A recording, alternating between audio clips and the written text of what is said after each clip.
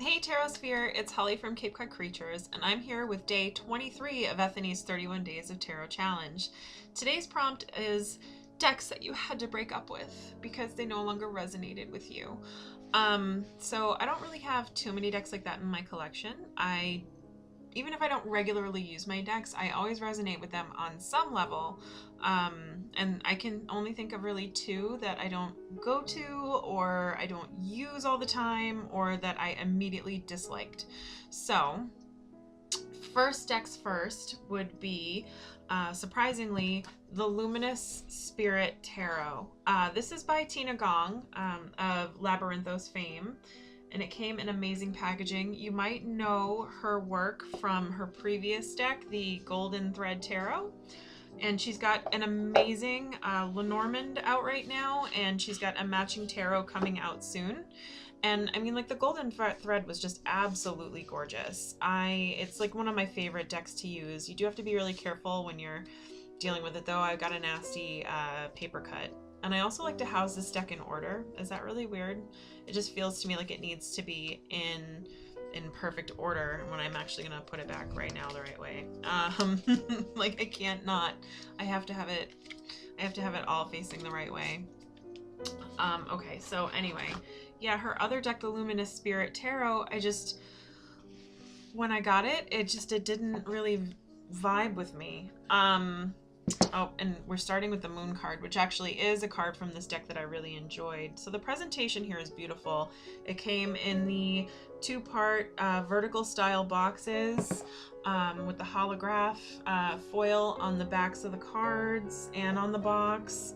And then the images on the cards themselves are black and white. They're grayscale, what looks to be, to me, like pencil drawing.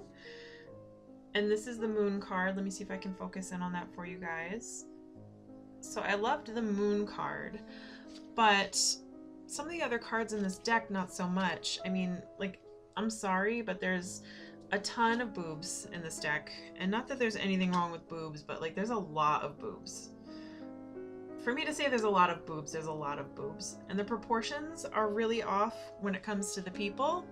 Oh, the Eight of Pentacles. And it is a very pip type deck, so if you're not familiar with your meanings or... okay, here's one of the cards where there's a huge problem. That girl is cross-eyed in that drawing. That is just bad. I'm not saying I can draw much better, but I also wouldn't attempt to release a deck where, you know, my pages are cross-eyed. I don't know, for whatever reason, that just didn't jive with me. And like I said, the rest is very pippish, like the Four of Swords, the Knight of Wands. I mean, I could see him being a redhead. This is the Knight of Pentacles. Like, the hair and head are just weird. I don't know what's going on there, but here's Temperance. Just got the Star, I'm sorry, I thought it was Temperance. I don't know. She's got a ginormous forehead, like, it's really weird. But yeah, for whatever reason, every time I try to use this deck, the Iron Curtain just slams down on my intuition. It's like one of those shades on a store in the city, like the metal gates, just like slam, and like you're done. I don't know if you've ever worked in a mall or at one of those stores that has those like gates that you roll down and it makes like the metal rattling noise and it just slams down. But I just can't use that deck for whatever reason. But I'm going to keep it. I think part of my problem is when I got it, I didn't quite have a ton of my tarot meanings down. So I do rely heavily. I'm a visual person. When it comes to learning things and doing things, I rely heavily on visual cues. And pip decks, I'm going to have a problem with learning. That's actually one of my goals this year, in addition to reversals, is to learn pips. Because it's a high time I did.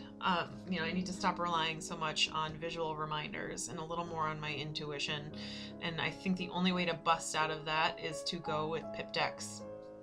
So we'll be working on that this year, but whatever reason, that just didn't vibe. So anyway, the second deck where that kind of happened, again, was the Tarot of the Tattoo Age. I ran across this deck on Ivan's blog. Tarot Pros. If you want, I know some of you might be familiar with his YouTube channel, but if you're not on his blog, you are missing out. It is a panoply. It is a visual feast of amazing decks. So you should definitely check out his blog. Plus he's got really awesome advice, especially if you're going into tarot business for yourself. And that's where I discovered this deck, and I like about 60% of the images in it. Like, I really enjoy this one, the Ten of Swords. I think is absolutely fun and beautiful. But some of these images, I just not so much. You know, that's the Knight of Wands. He is, you know, very traditional imagery there. I love the Two of Cups. That one isn't too bad. I mean, it's a little grody up here, but it's not horrible by any means. This one was kind of weird. This is the Magician. He's like a cowboy, and I don't know, it looks like he's cut off his fingers. Oh no, his fingers are bloody. So he's a zombie cowboy thing. I don't understand that so much. The Seven of Wands I absolutely love. Look how adorable that is. And then this is the Chariot, but it reminds me more of Death than it does the Chariot. This is one of the cards that absolutely just is the deck for me. This is supposed to be the Four of Wands, you know, where you've got like homecoming and like starting to build, you know, like usually I see that card when somebody's thinking about going home or buying a home, some kind of a thing, like it's just they're starting their family kind of a thing, and that to me just doesn't seem to doesn't do much for me or my intuition. The Six of Pentacles, like I said, this is like there's a lot of stuff in this deck that's gorgeous. That reminds me of Deviant Art, Deviant Moon. DeviantArt. But there's just some stuff in this deck that is just like not at all. So and I apparently have doubles of quite a few cards.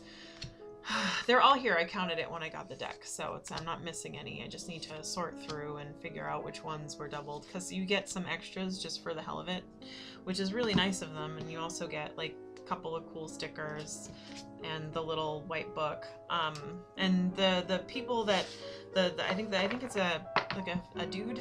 I think the dude that published the deck, like they're very nice and professional and got my order out to me nice and quickly, but it's just not. Oh, and this is one of my favorite cards. This is Justice. It is Miss Fisher. But yeah, for whatever reason, I just don't go to this deck very often, and I think it's because I just don't tend to mesh with about 60, you know, 40 to 50% of the images in it. Like, I just don't get along with them. But anyway, those are the two decks that I haven't necessarily broken up with them. I do keep them on the back burner just in case, you know, keep them on the line. It is what it is. Yeah, so those are the decks that I haven't broken up with yet, but they just kind of make me sad. So I will see you guys tomorrow for day 24, and have a wonderful afternoon. Bye, Tarot Sphere.